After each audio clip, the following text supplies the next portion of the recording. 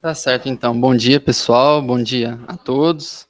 Hoje a gente vai dar sequência ao estudo no livro da Jacira Monteiro, o livro O Estigma da Cor. A gente vai abordar os capítulos 3 a 5 e o estudo de hoje vai ser conduzido pela Raquel. A gente está bem empolgado, é um livro muito bom, um livro muito interessante, temas muito caros e importantes para nós como cidadãos, para nós como cristãos.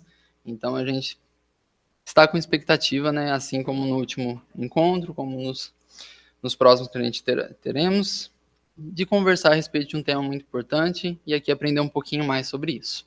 Bom, antes de adentrarmos no estudo e passar para a Raquel, a gente sempre tem um momento de uma devocional, uma reflexão, uma oração e seguimos com o estudo, então, do que a gente tem proposto, do que a gente tem organizado.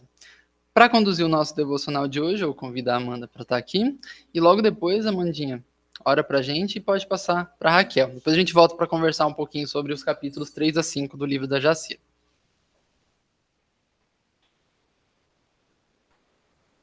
Bom dia, gente, de novo. Pessoal do Meet, eu não falei bom dia. Bom dia, pessoal do Meet. A gente decidiu fazer uma série de devocionais baseados no Ego Transformado, que é esse livrinho aqui que acaba com a nossa vida. Se alguém nunca leu essas pouquíssimas páginas e levou um tapa na cara, é uma boa leitura. Semana passada o Matheus começou falando sobre o capítulo 1, agora eu vou falar um pouquinho sobre o que ele diz no capítulo 2, que o título é A Visão Transformada do Eu.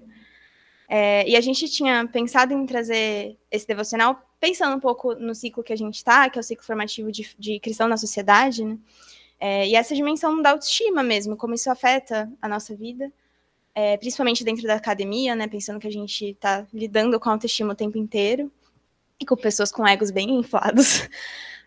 Mas acabou cabendo muito também com o tema do livro. A Jacira fala bastante sobre o orgulho, e, enfim, ela trata do racismo dentro dessa dimensão do orgulho. Então, acho que as coisas acabaram caminhando até melhor do que a gente estava esperando, assim, de relação. E aí eu queria ler com vocês 1 Coríntios 4, eu vou ler do 3 ao 4. Quanto a mim, pouco importa como sou avaliada por vocês ou por qualquer autoridade humana.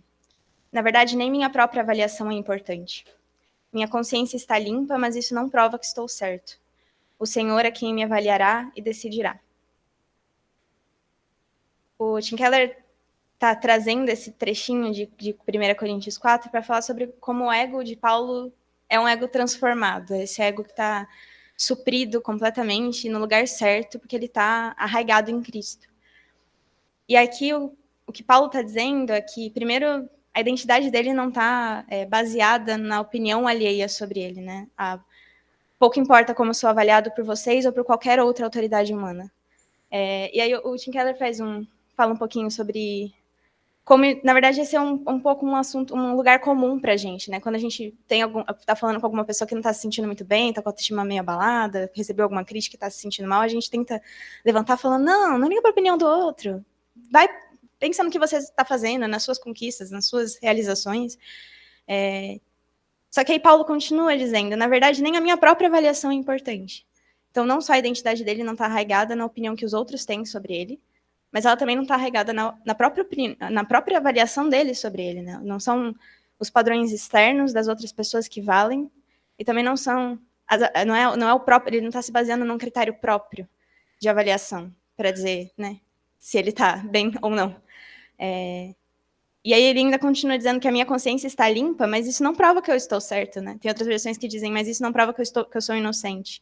Então, o fato dele estar com a consciência leve, tipo, sabe quando tem aquele dia que você termina o dia e fala, nossa, eu já não pequei. Ai, graças a Deus, tá tudo bem, não fiz nada de errado, minha consciência tá descansada. E aí ele diz que isso também não é importante, porque isso não significa que ele seja inocente ou não. Ele não confia na própria avaliação, nem na própria consciência, nem nos sentimentos que ele tem sobre si mesmo. E aí, o que o Tim Keller trabalha um pouco aqui é que o nosso padrão moral ele não pode partir nem dos critérios alheios e nem dos critérios de nós mesmos. Nós não podemos estabelecer os critérios para nos julgar, para nos avaliar, para dizer se a gente está legal ou não tão legal assim. E aí eu queria ler um outro trecho, que eu acho que é o meu trecho favorito das cartas de Paulo, que está em Filipenses 3, do 3 ao 11. Pois nós que adoramos por meio do Espírito de Deus somos os verdadeiros circuncidados. Alegramo-nos no que Cristo Jesus fez por nós. Não colocamos nenhuma confiança nos esforços humanos. Ainda que se outros pensam ter motivos para confiar nos próprios esforços, eu teria ainda mais. Fui circuncidado com 8 dias de vida, sou israelita de nascimento da tribo de Benjamim, um verdadeiro hebreu. Era membro dos fariseus, extremamente obediente à lei judaica. Era tão zeloso que perseguia a igreja. E quanto à justiça, cumpria a lei com todo rigor. Pensava que essas coisas eram valiosas, mas agora as considero insignificantes por causa de Cristo. Sim, todas as outras coisas são insignificantes comparadas ao ganho inestimável de conhecer a Cristo Jesus, meu Senhor. Por causa dele, deixei de lado todas as coisas e as considero menos que lixo, a fim de poder ganhar a Cristo e nele ser encontrado. Não conto mais com minha própria justiça, que vem da obediência à lei, mas sim com a justiça que vem pela fé em Cristo, pois é com base na fé que Deus nos declara justos. Quero conhecer a Cristo e experimentar o grande poder que o ressuscitou. Quero sofrer com ele, participando de sua morte, para, de alguma forma, alcançar a ressurreição dos mortos. Eu acho que isso se relaciona muito com o que o Tim Keller está falando, desse lugar, de onde está o ego de Paulo, né? Onde está a sua própria avaliação. Porque o padrão de Paulo é Cristo. O padrão moral de excelência de Paulo é Cristo agora. Deixou de ser a lei, que era o que ele seguia com retidão e achava que ele conseguia a justiça por meio de fazer todas as coisas certas e cumprir a lei com rigor. Quando ele conheceu a Cristo, ele abandonou isso, porque ele percebeu que ele não estava conseguindo cumprir a lei com excelência. Quando a gente tem Cristo como padrão moral, essas outras coisas ficam completamente insignificantes. A opinião dos outros ou a opinião que a gente tem sobre nós mesmos, isso não significa nada. E aí o que o Tim Keller diz sobre o ego nesse lugar é que o ego transformado é um ego que não está chamando atenção para si mesmo, que não se preocupa consigo mesmo, nem pensa mais sobre ele, nem pensa menos sobre ele, no sentido de ficar se remoendo nos pecados que a gente comete, nos erros que a gente comete, nos nossos fracassos, e nem se apegando às nossas realizações, mas é esse não pensar em si mesmo. E o contraponto disso, que eu acho que é por isso que eu trouxe Filipenses 3, é o olhar de Paulo não estava sobre si, porque o olhar de Paulo estava sobre Cristo. E esse é o lugar do ego transformado, do ego curado, do ego no lugar certo. É quando a gente deixa de se preocupar com a gente, com as nossas conquistas ou com as nossas falhas, e a gente mantém os olhos fixos na cruz de Cristo. Era isso que eu queria trazer para a gente refletir aqui um pouquinho.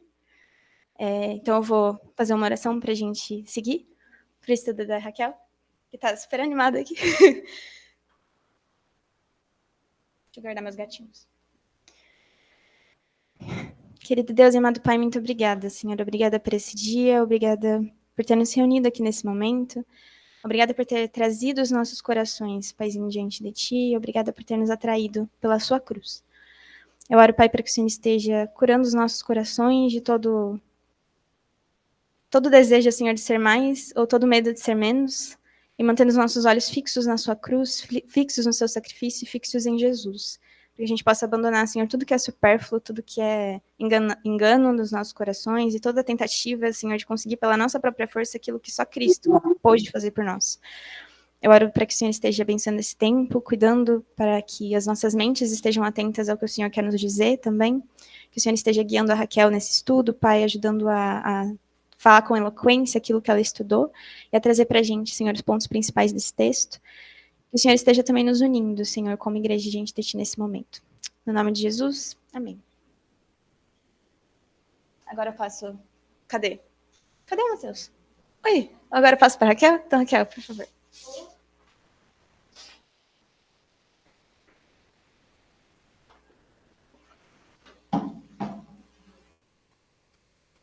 Bom dia. Bom dia. Vamos ver se eu consigo sentar aqui. De boa. Antes de tudo, a gente tem alguém nos visitando pela primeira vez? Além dos meus pais? Não tem mais. Pais, sejam bem-vindos, então. Eu também sou pela primeira vez. Nós somos a ABC2 de Campinas, Associação Brasileira de Cristãos na Ciência, e a gente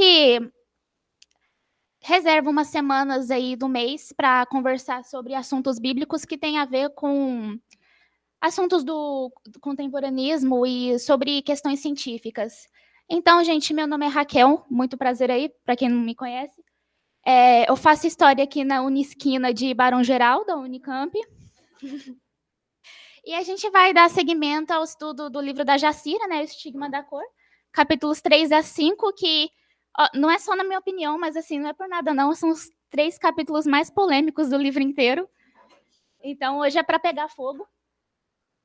Hoje é. Então, vamos seguir. Vamos lá. Por que não está indo? Pô, Fernando. Uhum. Realmente, tá. Então, vamos recapitular o encontro anterior, que foi 2 semanas atrás. Foi comandado pela Amanda. Muito bom, inclusive.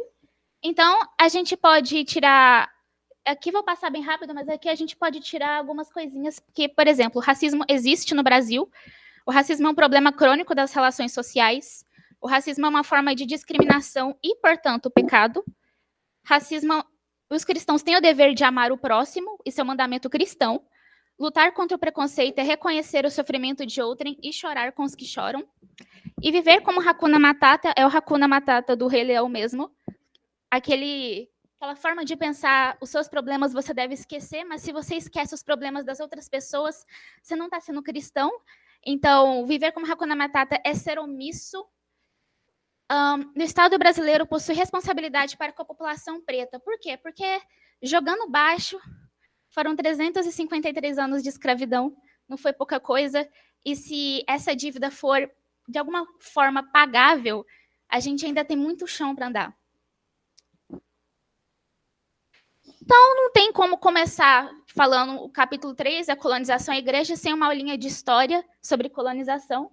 E aqui eu vou focar no seguinte... embora a Jacira fale muito sobre os povos pretos que foram trazidos para cá, também tem outra minoria social brasileira bastante protagonista, que protagonizou bastante a colonização, que foram os povos nativos, os povos americanos, ou como a gente chama popularmente, os indígenas, né? Então, o que estava acontecendo na Europa enquanto o Colombo chegou aqui na América? Colombo chegou aqui em 1492. Ele era italiano, ele foi o primeiro europeu a chegar aqui na América, mas Portugal que mais protagonizou as expansões marítimas. Por que Portugal? O que você precisa para navegar? Um barco? Pensa que é um barco, geralmente, uma nau, uma caravela. Não, na verdade você precisa de um Estado unificado. Nem Inglaterra, e nem Espanha, e nem Itália ainda... Então, não... Não, porque o que acontecia? Espanha, Itália, Inglaterra ainda não tinham uma força política muito grande. Portugal tinha. Portugal conseguiu expulsar os mouros, que seriam os povos arábicos do norte da África, antes da Espanha. Eles expulsaram em 1492 e Portugal já conseguiu se estabelecer como um Estado unificado. Ou seja, eles tinham um rei só, e um rei só dá para bancar todas as grandes navegações. Não tem como você ter um barco se não tiver quem o pague. Então, após a expulsão dos mouros, na Península Ibérica, que é Portugal e Espanha, em 1492, Portugal conseguiu reunificar seus territórios e estabelecer um Estado unificado. Com isso, dá para navegar, tá ok? Então, a gente vai viajar pelo Atlântico. No mesmo ano, em 12 de outubro, o italiano Cristóvão Colombo liderou uma expedição espanhola, chegando à ilha de Guanahari, no Caribe. Mas por que o Colombo, assim, se Portugal foi o pioneiro nas grandes navegações, por que o Colombo, que era italiano, conseguiu chegar antes? Ele tentou, na corte portuguesa, ser bancado. Falaram para ele que ele estava louco da cabeça, que ele não ia achar nunca um outro continente, que isso não existia. E que não dava para chegar às Índias Ocidentais para comprar especiarias. O Cristóvão Colombo pensou, não, então é o seguinte, se eu não for conseguir com Portugal, tem quem queira me bancar. Ele foi para a Espanha, que um pouco depois conseguiu expulsar os mouros também, e já tinha reunificado um Estado. Foi depois de Portugal. Mas dizem as más línguas que o Colombo foi na Espanha, e ele era amigo mais que pessoal da rainha da Espanha, e ele conseguiu quem bancasse as expedições. Então, ele conseguiu chegar aqui no Caribe. Só que acontece, o Colombo, ele insistiu na ideia de que não havia a América. Ele acreditou realmente que chegou nas Índias Ocidentais. Ele acreditou que estava na Índia, ele estava no Caribe. A América era habitada por diversas etnias indígenas, cada qual com suas crenças, seus costumes, afinidades e inimizades. Alguns povos eram mais amigáveis, outros não. E eles não, como eles eram povos diferentes, eles não enxergaram a vinda dos portugueses, dos espanhóis, dos europeus de maneira geral, de forma unânime e igual. Então, seguimos. Opa, foi. Tá. Qual que é a diferença entre Colombo e Cabral? As pessoas costumam confundir um pouquinho, mas assim, o que é o seguinte, o Colombo ele chegou em 1492, 8 anos antes do Cabral chegar aqui no Brasil. Ele pensava estar nas Índias Ocidentais, morreu achando que estava nas Índias Ocidentais, não estava, ele foi financiado pela coroa espanhola, no meio do caminho dele tinha um continente, ele não esperava isso. O que acontece? O Cabral, ele sabia para onde estava indo. Vou tentar tirar aqui. O Cabral sabia para onde ele estava indo. E ele sabia pelo seguinte motivo, temos argumentos históricos que comprovam que ele chegou no Brasil sabendo o que era o Brasil. Tudo bem? Eu ia mudar mesmo. Tudo bem. O que acontece? Essa aqui é a rota de Cabral. Ele saiu de Lisboa, lá em cima, lá, assim, encostadinho com a África, capital de Portugal. Tem as Ilhas Madeira, Açores, são portuguesas. As Ilhas Canárias, ele passou por Cabo Verde. E aí, eu vou dar uma luz aqui muito louca para vocês, que é o seguinte, se vocês pegarem a ilha de Cabo Verde e traçarem reto, vai dar em Porto Seguro, na Bahia, que, se não me engano, é a cidade da Laila, né? Vai dar certinho. Isso aqui é o Tratado de Tordesilhas. Como é que a gente sabe que o Cabral sabia para onde estava indo? Porque, geralmente, na escola, a gente aprende primeiro que o Cabral chegou no Brasil e depois houve o Tratado de Tordesilhas. O Tratado de Tordesilhas, ele é de 7 de junho de 1494. Aí fica o questionamento, como é que você divide alguma coisa que você não sabe que existe? Então, dá certinho. Aí, ó, pega Cabo Verde, pega o mapa assim, Cabo Verde, linha reta, dá em Porto Seguro. Dá certinho. Seguindo, e a Jacira vai comentar também, foi? O André não está aqui, mas foi ele que me pediu para comentar sobre a bula papal, né? E ele não está. Os jesuítas e a bula papal Sublimes Deus. O que acontece? A Sublimes Deus foi uma bula... o Papa tem, na Igreja Católica, enquanto instituição, e tem as bulas papais, que são sobre comentários do Papa, que é a maior autoridade da Igreja Católica, sobre o que está acontecendo na contemporaneidade. Na época, a Idade Moderna, né, das grandes navegações, e os europeus tinham um seguinte questionamento. Tá, a gente encontrou esses povos aqui, pagãos, não conhecem a Cristo. O Papa, o que a gente faz?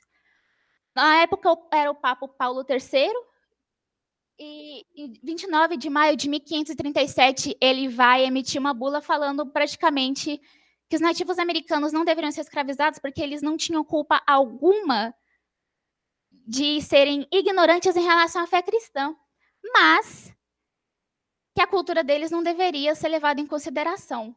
Tudo que fosse cultura indígena deveria ser sumariamente destruído, porque esses povos pagãos precisam ser submissos à fé cristã. Então, o que acontece? Portugal vai tentar reconhecer, a América Espanhola não tanto, porque eles vão escravizar os indígenas mesmo assim. Mas, assim, percebam que, por exemplo, o Anchieta, que está com um indígenazinho ali, o indígena está com a cruz meio que aceitando a fé cristã, não era sumariamente de boa vontade, logicamente. Teve resistência, sim. Os tupinambás e os goitacazes, por exemplo, são os povos que vão mais resistir aqui no Brasil. E vai ter muita matança por causa disso. E ela comenta, os colonizadores tinham um sacerdote ao seu lado. Por quê? Porque é o seguinte, o cristianismo ele não foi só omisso em relação à colonização e eximação dos povos indígenas, ele aceitou também. A igreja, enquanto instituição, ela apoiou a escravidão e ela apoiou o massacre dos povos indígenas. E aí vão ter os jesuítas, vou adentrar mais Tudo bem. E aí tem esse famoso carinha aqui, que é o Padre José de Anchieta. Não sei se já ouviram falar sobre ele. Já ouviram falar? Na primeira imagem, ele está pagando de bom moço. Mas é o seguinte, tem cartas sobre ele, de 1560, que ele conta sobre uma guerra biológica praticamente foi travada entre os portugueses e os indígenas. Porque como é que funcionava? Na costa da Bahia, havia vários povos diferentes, e os portugueses vão tentar adentrar cada vez mais o território. E o que eles vão perceber? Sabem que os indígenas eles são mais suscetíveis a morrerem, por exemplo, de varíola. Varíola porque é uma doença que veio da Europa. Problemas pulmonares. Eu não sei se vocês já receberam, por exemplo, um e-mail da Secom falando tem vacina na Secom. Mas é só para o pessoal que é grupo de risco. E aí tá lá, indígenas, quem está pesquisando aleitamento materno, quem tem doenças mórbidas. E aí tem uma carta que eu peguei do Anchieta, que é de 1560, que ele está falando, por exemplo, assim, no dia seguinte ao da nossa arribada, da nossa chegada, visitando eu com alguns irmãos, que são os outros jesuítas, as habitações dos índios, foi-nos apresentada uma criancinha quase prestes a expirar. A criancinha em questão era uma menininha que estava morrendo de varíola. E falando nós a seus pais para batizá-la, ele pedindo para os pais para batizar, eles anuíram de boa mente a isso. Batizamos-la e algumas horas depois foi levada para o céu. Na carta ele comemora a morte da criancinha porque ele fala que pelo menos a gente salvou a alma dela. A criancinha morreu por causa dos portugueses, mas a gente pelo menos conseguiu salvar a alma. E aí, já que os cristãos justificavam a escravização com seu livro sagrado, como se fosse amando do seu Deus, havia escravizados que tinham repulsa por motivos justos dos cristãos e seus deuses. Tinha gente sendo oprimido em nome de Deus, então por isso que havia pessoa, a galera não estava querendo muito bem se cristianizar. Tinha uma má impressão dos cristãos, né? E logicamente por causa disso mesmo. Que tipo de padre comemora, né, a morte de uma criança? Pelo menos a gente conseguiu. Pelo menos a gente conseguiu salvar a alma dela. E aí a Jacira vai comentar um caso que, assim, lendo, fiquei meio um pouco chocada. Esse homem aqui, o Hathaway foi considerado o primeiro herói americano. Ele nasceu em Cuba e ele liderou uma revolta contra os espanhóis lá em 1530. O Hathaway ele planejou uma revolta seguida de fuga contra os espanhóis. Não deu certo, a revolta foi desmantelada, mas o que aconteceu? Os espanhóis mandaram ele para a fogueira. E na hora que ele foi condenado, na hora que ele foi condenado, tinha um frade franciscano, enquanto ele estava queimando, o Hathaway que estava queimando, estava amarrado numa viga de madeira, o frade implorou para ele, entrega sua alma a Jesus antes de você morrer, que aí sua alma vai ser libertada. O Hathaway virou para ele e falou assim, se o céu é o lugar destinado a vocês cristãos, eu prefiro ir de longe para o inferno. Por quê? Porque ele tinha uma visão muito ruim dos cristãos, então nem no pós-morte eu quero encontrar com vocês. Então ele morreu se negando a se converter por causa disso, porque os espanhóis fizeram com que ele tivesse uma imagem ruim do cristianismo. E aí tem uma estátua dele em Cuba, escrito Hathaway, primeiro rebelde da América, imolado em área de Baracoa, porque ele foi o primeiro resistente conhecido e redigido, há relatos sobre ele, no pioneirismo, a resistência à expansão europeia aqui na América. E aqui é o seguinte, o Cristo nunca pecou, mas o cristianismo carrega vários pecados. E se a gente, enquanto cristão, não reconhecer que o cristianismo tem um passado, sim, de mortes e de injustiças, a gente não vai conseguir se autoafirmar na esfera pública, na esfera privada, conseguir converter as pessoas para Cristo, né? Aí que tem mais... e é o seguinte, para você conseguir entrar em contato com o pessoal e trazer a boa imagem de Jesus, que Jesus morreu e salvou os nossos pecados, ressuscitou no terceiro dia, você precisa ter um mínimo de antropologia, que é uma ciência social que é a minha preferida, antropologia. Antropologia missionária. Você precisa entender, como é que esses povos funcionam, como é que as sociedades diferentes agem, para conseguir pregar para eles. É claro que em toda a sociedade você vai ter que abrir mão de alguns costumes para continuar seguindo a Cristo, mas isso não é só para os indígenas, isso não é só para os africanos, isso tem para a gente também, para a sociedade branca, para a sociedade urbana. Não é algo mais fechado, não, porque só os indígenas que têm costumes ruins, são povos asiáticos que têm costumes ruins. Não, a sociedade branca tem muito costume também que a gente vai ver. Então, é impossível trazer a liberdade por meio da opressão, porque é um paradoxo. Como é que você vai salvar a pessoa escravizando ela? Não tem como. Não se pode obrigar ninguém a ser cristão, nem Jesus obrigou. A escolha pelo evangelho deve partir do próprio indivíduo, porque é uma escolha. E a cultura branca é totalmente diferente do que é ser cristão.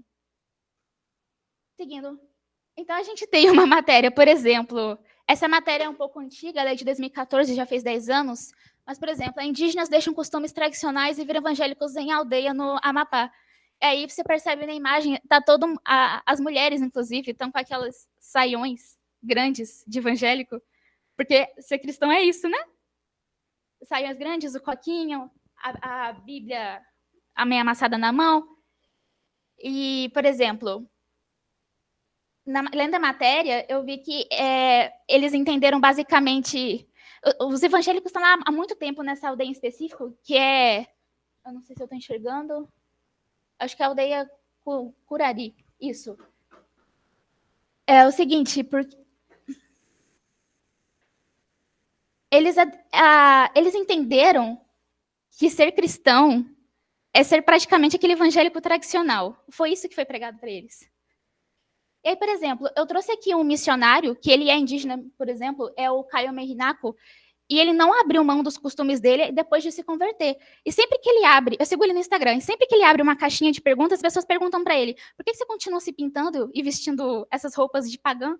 E ele responde, gente, não é porque eu sou cristão que eu vou abrir mão da minha cultura. Não tem nada de errado em pintar o próprio corpo. Eu glorifico a Deus fazendo isso. E aí, lógico, Jesus gostava mais dos samaritanos do que dos fariseus judeus. O que significa isso? Que Jesus gostava mais de quem era de fora do que quem ficava pregando e ditando regra para todo mundo. E aí, a partir daqui, a gente vai começar... Se já era um banho de sangue antes, vai piorar. As coisas pioram. 1444 foi o ano que... pode ser considerado o primeiro comércio de escravos que Portugal realizou na modernidade. 1444, porque os portugueses já tinham se afirmado em uma ilhazinha do norte da África chamada Celta. Em Celta, eles começaram a comercializar os primeiros escravos. Mas por que a gente bate tanto na tecla desse tipo de escravidão, sendo que escravidão sempre existiu? Sempre existiu. Os egípcios escravizaram os hebreus, sim. Os latinos escravizaram os eslavos por muito tempo também. Mas por que a gente bate tecla? Porque o historiador fica falando sempre dessa escravidão em específico. Foi a mais recente? Foi também. Foi a que mais demarcou o Brasil, por assim dizer. Foram 353 anos, isso não é pouco tempo. Mas também é a primeira vez na história que o que vai ser determinado para a pessoa ser escrava não vai ser por ela estar devendo, não é escravidão por dívidas, não é escravidão por guerra, e não é escravidão porque a pessoa nasceu filho de escravo somente. Ela vai ser escravizada por ela ter uma característica de nascença, que é a cor da pele. É a primeira escravidão e a única racializada. É a primeira vez na história da humanidade que será racializada. A condição determinante para o espaço do tráfico será a cor, os traços e a origem africana dos escravizados. E aí, do século XV até o século XIX, foi marcado pelo envio de milhões de africanos para as colônias americanas. E aí a Jacira comenta, ela traz o versículo de Romanos 2:24, por vossa causa o nome de Deus é blasfemado entre todos os povos. Porque quem se dizia seguidor de Cristo vai se achar no direito legitimado de ir a um continente, escravizar pessoas, trazer para uma terra que eles não conheciam para subjugar.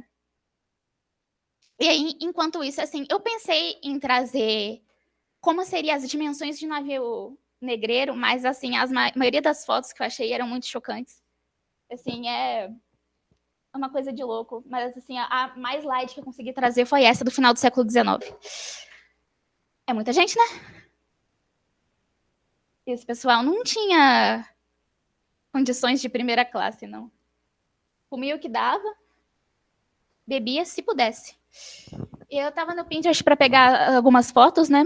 E aí tinha uma discussão, inclusive eu decidi trazer, mas era basicamente uma pessoa perguntando, nossa, como é que os povos da África tiveram tanta força e tanta resiliência para encararem aquilo, né? Porque você sair de um continente, ser escravizado por alguém que diz ser uma boa pessoa, vai te levar para uma outra terra que você nunca viu, só ouviu falar, nunca conheceu, para você servir alguém, ser vendido como pior do que bicho. E aí a pessoa perguntou. E aí a Family Richards basicamente responde assim: foi a fé que eles tinham em Deus que os ajudou, né? E o Josh responde: eu não sei como é que os povos pretos continuam sendo cristãos. Porque o que o cristianismo fez com eles não dá para justificar, não dá para pensar sobre isso. E aí, por exemplo, tem uma pessoa ali, branquinha, o nome desse navio, se eu não me engano, ele é um navio inglês. Traduzindo o nome dele era a Ordem de Cristo. Um navio negreiro, chamado a Ordem de Cristo. Tá bom. E aí a gente vai comentar sobre a pessoa que a Ana me perguntou. Tá na minha camiseta. Tivemos pessoas aqui no Brasil, inclusive, que foram grandes abolicionistas aí. Inclusive, eu vou falar um pouquinho sobre o Luiz Gama. O Luiz Gama era o seguinte, ele era filho de uma mulher preta que foi alforriada, ela era livre. A mãe dele era livre. Pela lei, ele não poderia ser escravizado. Nascido livre em 21 de julho de 1830, em Salvador, Bahia, ele era baiano. Só que o pai dele era branco. E o pai dele era muito envolvido com dívidas. E uma vez, quando a mãe dele, assim, foi resolver um negócio, o pai dele, que estava fundado em dívidas, precisava pagar. Ele olhou para o moleque e pensou, por que não, né? Vendeu ele. Aí, ele foi analfabeto até os 17 anos de idade. Por que aconteceu com o Luizinho? O Luizinho, ele saiu da Bahia, foi levado para o Rio de Janeiro. No Rio de Janeiro, ele foi vendido como escravo para uma família. Só que acontece, nessa família, o pai era escravocrata, o filho não. O filho era abolicionista. Então, quando o Luiz vai completar lá seus 17 anos de idade, o filho do dito senhor dele percebeu que o Luiz tinha uma argumentação muito boa, uma capacidade de convencer muito aflorada. Vai juntar ele assim e fala: Luizinho, vem cá, vou te ensinar a ler e escrever. E Luizinho se tornou advogado.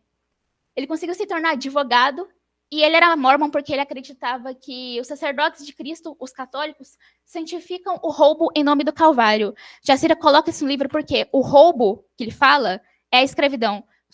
Os católicos justificam a escravidão em nome de Cristo. E ele acreditava que o catolicismo não seria muito bem o que Jesus iria pregar. Então ele se converteu e se tornou mórmon. Uma das causas mais importantes que o Luiz conseguiu ganhar foi quando ele, já no final da carreira dele, ele defendeu o seguinte caso. Havia um escravizado no Rio de Janeiro que matou o próprio senhor. Por que ele matou o próprio senhor? Esse escravizado, ele era casado e esse senhor violentou a esposa dele. Então ele foi lá e matou o senhor. E o Luiz conseguiu ganhar a causa para o escravizado porque ele disse o seguinte: vocês brancos, vocês doutores que estão me escutando, vocês brancos, vocês se casam por causa de dinheiro. Vocês procuram juntar as terras um do outro, ver o que vai dar.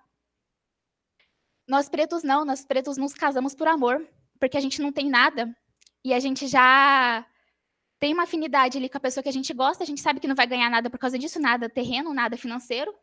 Então, o que o meu cliente fez foi defender a honra e a esposa dele, de quem ele ama e de quem ele gosta. A causa ganha, ele ganhou. Ele defendia as causas do povo preto, mas o mais famoso, já comentei, escravizado no Brasil, e ele falava: Deus repele a escravidão. Infelizmente, Luiz, ele morreu em 1876. Ele não chegou a ver a escravidão a ser abolida. Foi muito perto, mas ele não chegou a ver. E aí a gente tem também outro divo, que é o Joaquim Nabuco. Joaquim Nabuco, esse não foi tudo que eu quero ser um dia na vida. Ele foi historiador, jornalista, foi deputado federal e foi diplomata também. Esse cara era de família rica. E percebam, ele era branco, era de família rica, mas isso não impediu ele de ser abolicionista. Por quê? Porque ele era cristão. Nasceu em 19 de agosto de 1849, era pernambucano, foi historiador, jornalista, atuou como deputado federal, como comentei, foi um dos maiores defensores da abolição. Ele defendia a liberdade religiosa no Brasil, porque até então era católico. Também defendia as causas do povo preto. E ele falou: a Igreja Católica, apesar do seu imenso poderio em um país ainda em grande parte fanatizado por ela, nunca elevou no Brasil a voz em favor da emancipação. Porque a Igreja Católica, como eu comentei antes, não era só missa, ela apoiava E, inclusive, segunda-feira foi dia do historiador, dia 19 de agosto, por causa desse cara aqui. No Brasil, comemora-se o dia do historiador em 19 de agosto, em homenagem à data de nascimento de Nabuco. Agora, vocês percebam. O Luiz é de onde? O Joaquim? O primeiro estado do Brasil a abolir a escravidão? Ceará. É o seu, né? É o seu, inclusive. Ceará foi o primeiro estado brasileiro a abolir a escravidão em 1884. Nordeste representando sempre coisas boas do Brasil. Qual que foi o último? São Paulo. A última cidade de São Paulo? Campinas. A última distrito de Campinas? Bem-vindos. Enfim. Agora, então, Barão Geraldo foi a última área da América a abolir a escravidão. Faz todo sentido. Agora, os jesuítas e a bula papal Romanus Pontifex. A Romanus Pontifex ela é um pouquinho anterior à outra bula. Ela é a seguinte, a bula papal emitida em 8 de janeiro de 1445, que dizia o quê? Pode escravizar, tá apoiado. Encorajando a exploração da África e a submissão de sarracenos e outros infiéis. Sarracenos aqui são muçulmanos. O Papa, na época, que era o Papa Nicolaus V, ele queria apoiar a escravidão porque ele pensava o seguinte, se eu apoiar, pelo menos a gente vai conseguir levar a fé católica e expansionar mais fiéis. A gente vai conseguir mais fiéis para nossa causa. Só que é o seguinte, ele falou que estava tudo bem escravizar, estava tudo bem, se fosse em nome de Deus, estava tudo bem chegar no Mediterrâneo, chegar mais na África Oriental também. E aí ele determina que esses povos devem ser escravizados, toda essa cultura pagã deve ser inerentemente destruída. Qualquer coisa que remetesse à cultura africana, fosse vestes, fosse esculturas, fosse arquitetura, deveria ser inerentemente destruída, era tudo pagão, deve todo mundo acabar. Quando a ambição e o materialismo se tornam de maior importância que a vivência das boas obras e o bem comum, a igreja acaba se corrompendo, e foi o que aconteceu. E aí não é por nada não, mas no mesmo ano que o Papa Nicolau emitiu essa bula, ele morreu. Não é por nada não. E aí, sim, então, talvez, né? Eu pensei sobre isso. E aí, assim, não sei vocês, mas quando alguém me questionava sobre isso, eu pensava o seguinte, olha, tá, cristianismo tem isso? Tem. E aí eu falava para a pessoa que me confrontava sobre isso. Mas sua fé matou muita gente, não sei o quê. Aí a minha maior jargão de defesa quando eu era criança era o seguinte, eu não sou católica. Só que teve isso também. Então. A igreja protestante também apoiou. E aí não... Fica difícil, né? Então, a escravidão deformar de imagens de Deus. Aí, por exemplo, eu peguei os dois maiores exemplos de colônias protestantes, que foram os Estados Unidos e o Canadá. É algo polêmico se você perguntar para os canadenses o que eles fizeram com os indígenas deles. Tá tudo embaixo. Não sobrou muito, não. A Nigéria também foi palco de protestantismo muito arraigado do seguinte, matar geral. Porque o protestante, ele enxergava mais ou menos assim. Havia divergências, lógico. Nós temos várias igrejas protestantes. Naquela época já existia também várias vertentes. Era luterano, era calvinista, era anglicano, já tinha anglicano também. E eles pensavam o seguinte, tem uma ala que vai defender a escravidão, fala assim, não, a gente tem que escravizar porque não tem como. Tem outra ala que vai defender, não, eu posso escravizar e eu posso maltratar também, porque como ele é um objeto, ele é meu, eu posso fazer o que eu quiser. E tinha outra ala que era contra.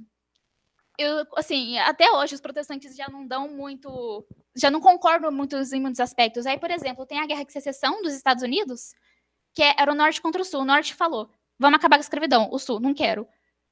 E aí vai até uma guerra. Vai eclodir uma guerra. O Abraham Lincoln, que era o presidente dos Estados Unidos na época, vai falar assim, a escravidão está abolida. E aí o Abraham, depois que acabou a Guerra de Secessão, ele vai num congresso, assim, era um palco, né, alto. Ele foi num congresso falar para as pessoas, a escravidão acabou, agora vida que segue. E aí um revolucionário sulista consegue subir esse palco, pega uma arma e papá no Lincoln morreu. E o Lincoln, ele é muito reverenciado por ele ser o presidente dos Estados Unidos que aboliu a escravidão, né?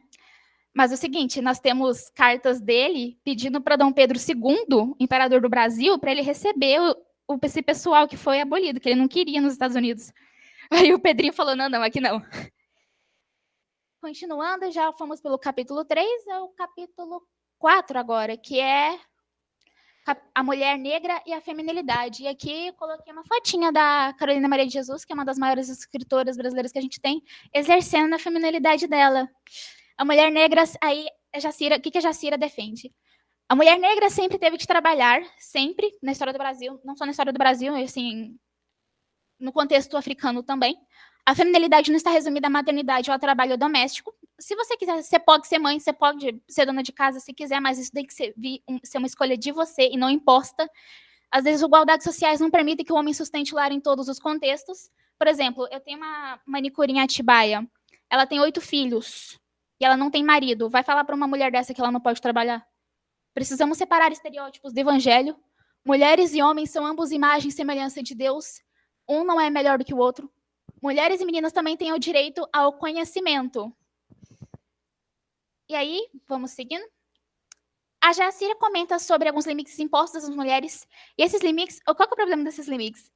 Eles não estão numa ala mais radical, elas estão em muitas igrejas. Então, por exemplo, você tem aqui igreja que proíbe mulheres tocarem em seus cultos. Você tem gente falando que a gente não pode pregar. Você tem gente questionando que a gente pode vestir ou não vestir. Isso é muito mais importante do que pregar a boa obra. Você tem gente falando que a gente não pode usar calça. Eu já estou errada, então. Muita gente está aqui errada, hein?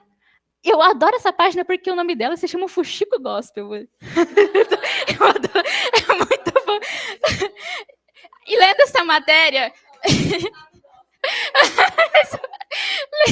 lendo essa matéria, eu estava vendo a justificativa desse pastor é a seguinte: é porque a mulher não pode usar roupa que é masculina. Na hora que eu comprei estava escrito calça feminina, então se for por isso. E tem gente falando também que a gente não deve ir para a faculdade. Meninas, vamos fazer um concurso de quem é mais mulher. Quem rasgar o diploma primeiro ganha, hein? Tem criança chorando. Então, nessa hora a gente tem que parar. Para, respira um pouco. Deixa o seu senso crítico aflorar. Não vamos escutar o que a pessoa está dizendo. Vamos voltar para a Bíblia e pensar o seguinte: o que a gente tem certeza? Sexismo é pecado. Porque você está fazendo acepção de pessoas ao falar que mulheres são menos. E agora, vamos para os fatos, então. Porque a gente também é gente. Então, eu poderia ficar citando aqui as várias mulheres da Bíblia que fizeram obras extraordinárias, mas aí eu tentei pensar, não, vamos para uns fatos mais históricos também, tentar intercalar um pouco com a historiografia.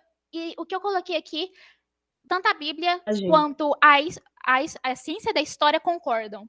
Na própria Bíblia, há mulheres exercendo cargos políticos como Débora, que foi juíza, e Esther, rainha da Pérsia. A Esther, ela não foi a rainha estilo figurativo ao lado do rei. Ela foi uma rainha extremamente política. Ela literalmente salvou o povo dela de um extermínio. Um dos maiores personagens do Antigo Testamento, Moisés, sobreviveu para a ação de 3 mulheres. Joquebede, que é a mãe dele biológica, que ela escondeu o bebezinho dos egípcios que queriam matá-lo. A Miriam, que ficou vigiando, a irmã mais velha dele, que ficou vigiando o bebê Moisés enquanto ele estava no cestinho, caminhando, sendo levado pelo rio Nilo. E a princesa do Egito, que decidiu adotar o Moisés e deixar ele como filho dela mesmo. O próprio ministério de Jesus era sustentado por mulheres, como Maria Madalena, Joana e Susana. A grana vinha de onde? De líderes mulheres. Mulheres lutaram por Israel, como Jael, que eliminou Cícera, chefe do exército cananeu. O Cícero, ele conviveu com a Débora, e ele era o chefe do exército cananeu, porque o Cananeia, na época, queria destruir Israel. E aí, eu lembro que o chefe do exército de Israel estava com muito medo de enfrentar Cícera. E a Débora falou assim, não, você está com medo, tudo bem. Deus disse que vai entregar Cícera a uma mulher. Entregou a Jael matou ele. E o mais interessante é que Jael não era israelita. Ela era estrangeira também, então não era só mulher, ela era estrangeira. Jesus defendeu Maria de Betânia, que era a irmã de Lázaro e de Marta, quando ela o buscou para ter acesso aos seus ensinamentos. E essa história, eu acredito que a maioria conheça. Quando Jesus vai visitar seus 3 amigos, Maria, Marta e Lázaro, a Marta já vai colocar louça para lavar, já vai arrumar a casa para as visitas. Aí o mestre chegou, eu preciso arrumar a casa. A Maria não, a Maria só senta aos pés de Jesus e fica escutando ela. E aí a Marta, indignada, falou assim, mestre, fala para Maria me ajudar, pelo amor de Deus. E Jesus fala assim, Marta, aquieta o coração, porque a Maria escolheu o certo, ela resolveu me ouvir, ela resolveu ser ensinada, ela resolveu aprender. Então, como é que com uma história dessas, você fala que a gente não tem que ir para a faculdade? É o Talibã versão evangélica. Uhum. A gente deve distinguir o evangelho do preconceito. Esses dados são do IPEA, aparecem no livro. E aí ela fala que a distribuição de renda entre o homem branco e a mulher preta é muito desigual, são quase R$1.000. Então, aqui a questão do IPEA é porque ele faz pesquisas de milênio a milênio. A última é de 2009, que aparece no livro. Mas, assim, você vê que é uma diferença grande, não é pouca, não. São 1.400 para R$500, então... E o que me surpreendeu nessa pesquisa é que a mulher branca ainda ganha mais que o homem preto, né? Então, eu fiquei pasma. Determinante, né? Tá certo. E aí, habitação e saneamento. Os lares que têm menos acesso ao saneamento são lares chefiados por homens pretos. Sei lá, você vê 39,4%.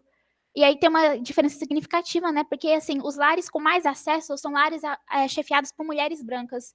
Tem, acho que 12,6%, tá meio clarinho, mas dá para ver um pouquinho. E aí, continuando nesse sentido, que a feminilidade que diz que a mulher não pode, deve trabalhar, além de ser antibíblico, é também elitista, porque é muito fácil falar para uma pessoa assim, você não pode, para uma mulher, você não pode trabalhar porque você tem que ficar em casa cuidando das crianças do seu filho. Mas e aí, na hora de pagar as contas? Ema, cada um com seus problemas.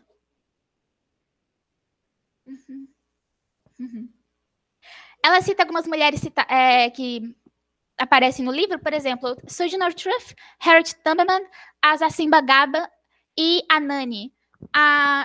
Todas elas não ficaram só no espectro de ficar dentro de casa cuidar das crianças, até porque isso era impensável na situação delas. Todas elas foram escravizadas, todas elas.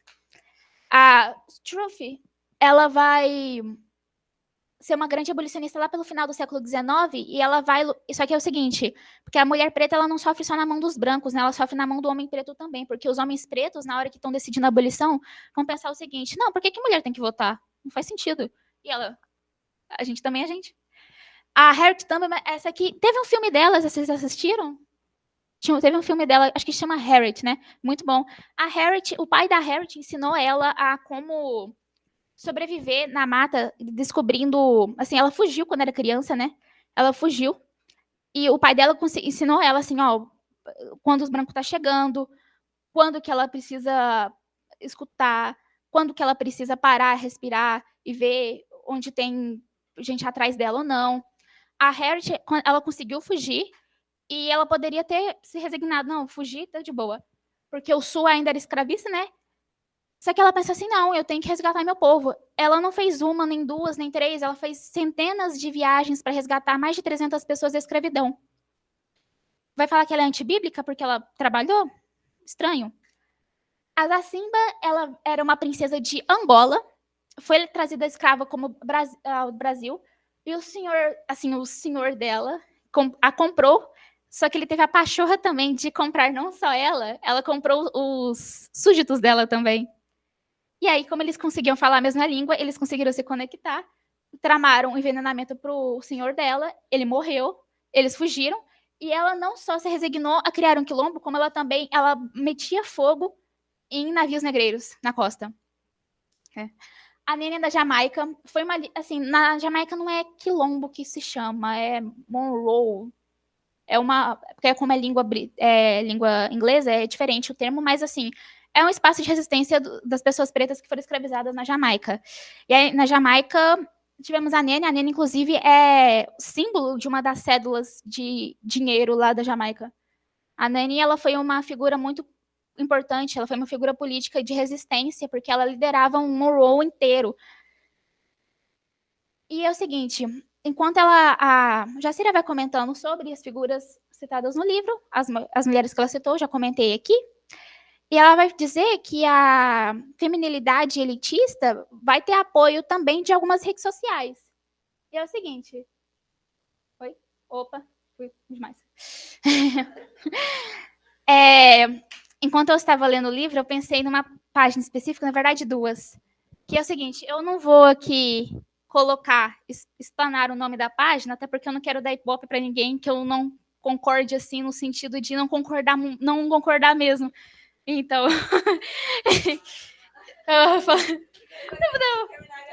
então. Eu não vou explanar por 2 motivos. Eu não tenho condições psicológicas nem financeiras de contratar advogado. E segundo, porque como esse aqui é um estudo bíblico, eu acho mais importante a gente discutir a ideia do que ficar atacando pessoas. Só que é o seguinte... Se quiserem saber, me chamem depois. Então, mas eu suprimi o nome da página, mas aqui tá. É um casal, eles têm 17 anos de diferença, já, assim, a princípio, ela é maior de idade. Enfim, mas ela, tipo assim, ela diz que vai ensinar as mulheres a serem mulheres e ele diz que vai ensinar os homens a serem homens, se é que isso pode ser ensinado. Então, o feed deles é basicamente isso. Por exemplo, ela associa completamente a feminilidade com maternidade, inclusive aquele post ali, por último, acho que é abrace a maternidade e viva o ápice da feminilidade. E o que o marido dela, o querido, fala, não estou enxergando, gente. Mulheres constroem o lar forma a nação, os homens defendem ambos. Disse o cara que ganha as 2 segundas guerras mundiais, participou de todas as cruzadas, tomou Jerusalém. E aí tem esse é o snipe, torne-se a esposa ideal, não use biquíni. Combo, corre que é cilada, unhas grandes, você usa short, coloca cílios postiço, tem piercing, você vai pro inferno. Alguém escapa aqui? Não sei. Então, com certeza. Então, o que é o seguinte, o que eu quero comentar aqui? Esse tipo de página, perceba quantas curtidas que tem. Então, 20 mil, 1.500 comentários, 6 mil compartilhamentos. E o que me incomoda mais é porque, assim, esse pessoal é famoso. O marido dela é candidato a Teresópolis, eu acho. Acho que é Teresópolis, interior do Rio de Janeiro. Ele é candidato a vereador. Então, eles têm muitos seguidores. E, assim, eles constroem o arquétipo menina veste rosa, menino veste azul, e vende essa ideia como se fosse algo que Cristo falou, sendo que isso é uma convenção. Porque se você estuda história, repara, porque essas convenções, elas sempre mudam, mas Cristo não muda. Então, o que determina mais é a essência do que você explora. Então, por exemplo, quando ela fala não use biquíni, vai fazer uma... A gente sabe que tem a modéstia, mas quem é você para estar falando isso? Entendeu? E é engraçado nessa postagem que ela comenta, combo corre que é cilada. Ela é do Rio de Janeiro, ela literalmente descreveu as meninas das periferias do Rio de Janeiro, porque muitas delas andam desse jeito. Então, o que a gente pensa? Você está criticando o que é anticristão ou está criticando quem é da periferia? A cultura da periferia? Porque, basicamente, se você for no Rio de Janeiro, sei lá, vai na Cidade de Deus, muitas meninas andam desse jeito. Vai para Paraisópolis também, muitas meninas usam desse jeito também. É unha grande, é short, é a marquinha de biquíni, né, de vinil, acho que é vinil, de fita, né, fita. Ela surgiu no Rio de Janeiro pela periferia também, porque não é todo mundo que tem condição de comprar uma roupa de banho e ter um bronzeadinho legal, né? Então, essa questão. E não é só isso, porque se fosse só isso, eu ainda não criticava a página, mas o marido dela tá com um pezinho ali na misoginia. Eu vou provar. É o textinho dele. É o seguinte, é um texto que ele estava comentando sobre a raiva feminina. São as mulheres que possuem mais raiva constantemente e não os homens. Aí você pergunta, tá, ele afirmou, você é sociólogo? Seguimos. As mulheres sentem raiva com maior frequência e mais intensidade. Pô, será que ele é um antropólogo para estar afirmando isso? Elas não explodem, mas passam a vida buscando se vingar do seu alvo. E toda vingança feita parece nunca ser suficiente. O cara é neurocientista, né? Pesquisou a fundo o cérebro feminino. Enquanto os homens controlam melhor a raiva que as mulheres... Não estou enxergando, deixa eu ver. conseguindo superar situações ruins com mais facilidade, seguindo a vida normalmente após explodirem. Então, como veremos no texto de hoje, fazemos isso por meio dos exercícios e atividade física. Então, isso aí é um pouco questionador. É um questionador por causa do seguinte, gente. O querido afirmou isso aqui, eu fui pesquisar. Ele deve ter alguma formação, né? Ele é influenciador digital, ele não é antropólogo, ele não é sociólogo, ele não é neurocientista, nem ele nem a esposa dele. Se eu fosse a esposa dele e visse que meu marido tivesse postado isso aqui, era sofá, no mínimo. Mas é como eu comentei, né? Sei lá, eles têm 17 anos de diferença, então não sei. Ela é 17 anos mais nova, isso é uma posição de vulnerabilidade muito grande, né?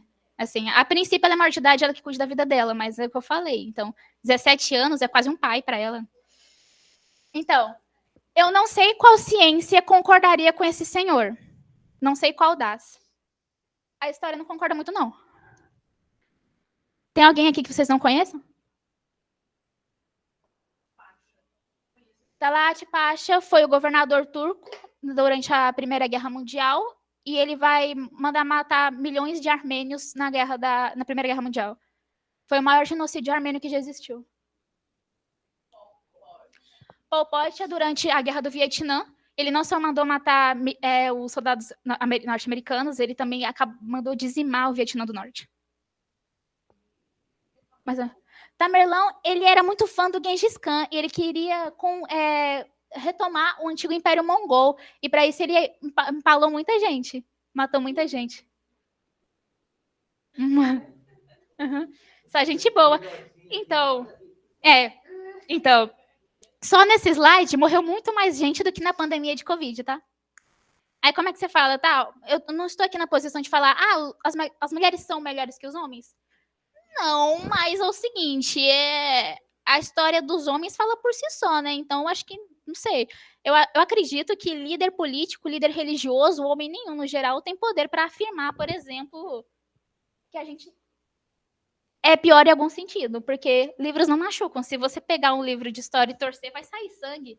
E reparem só, não tem mulher aqui não, né? É só gente que chegou ao poder e matou muita gente. Mas então, por que a gente não pode limitar as mulheres? Porque a gente pode contribuir através da política, da ciência e do trabalho. Note que a forma de viver das mulheres bíblicas não era como mulheres indefesas e burras. As mulheres bíblicas eram fortes, inteligentes e ativas no serviço a Deus. A feminilidade dócil, elitista e indefesa, importada dos Estados Unidos, não é tão bíblica quanto a fazem parecer.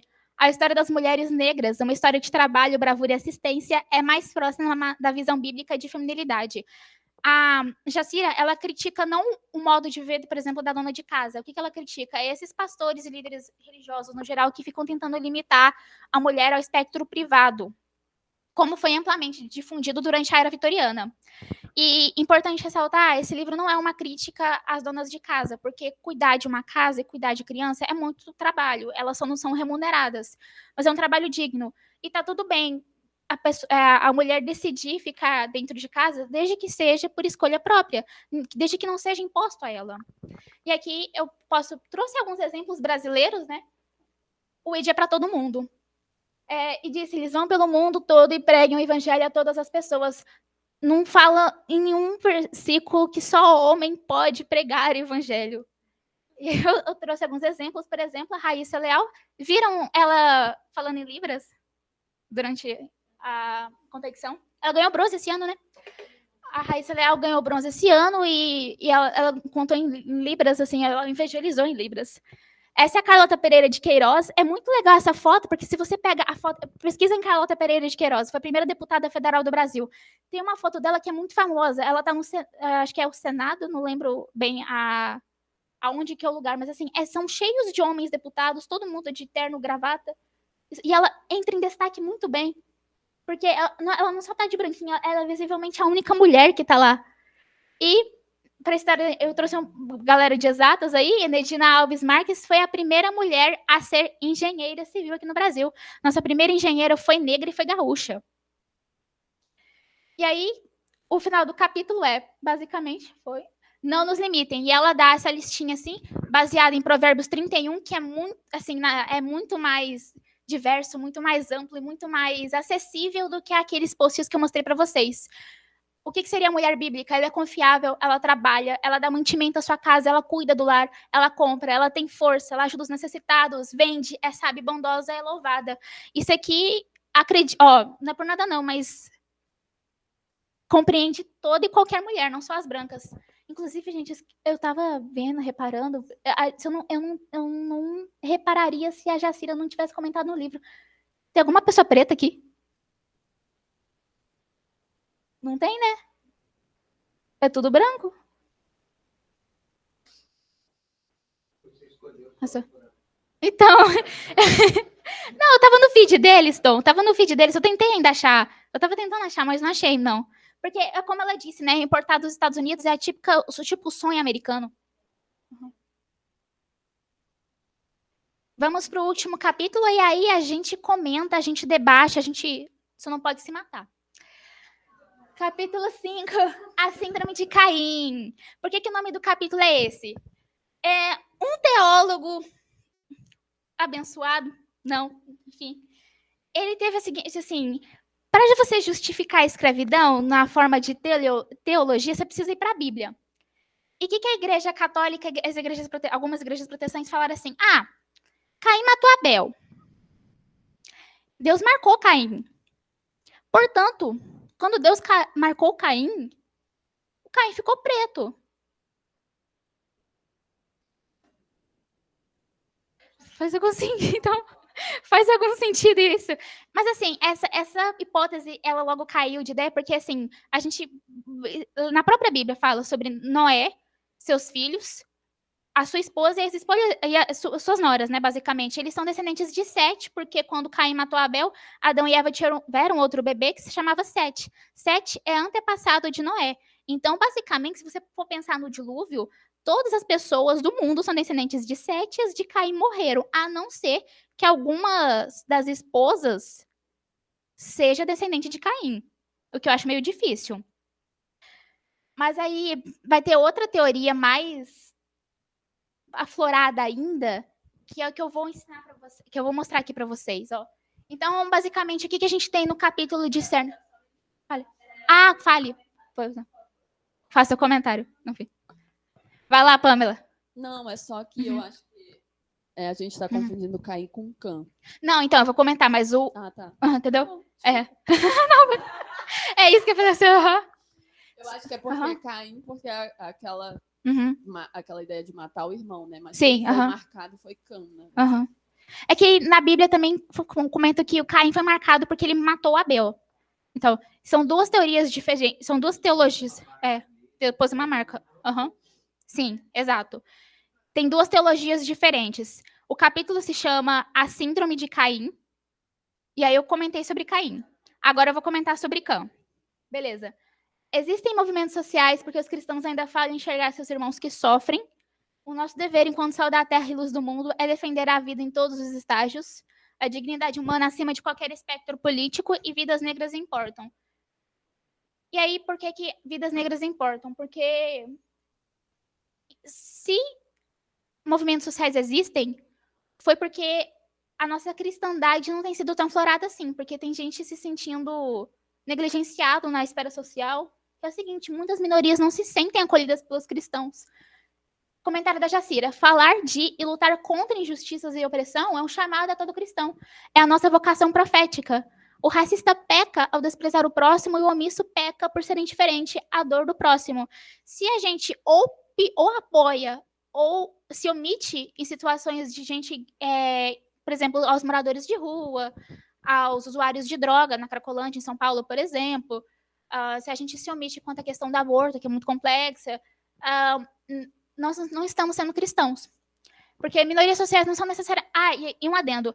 Minorias sociais não são necessariamente minorias em número quantitativo, porque, por exemplo, mulheres e pretos são maioria no Brasil.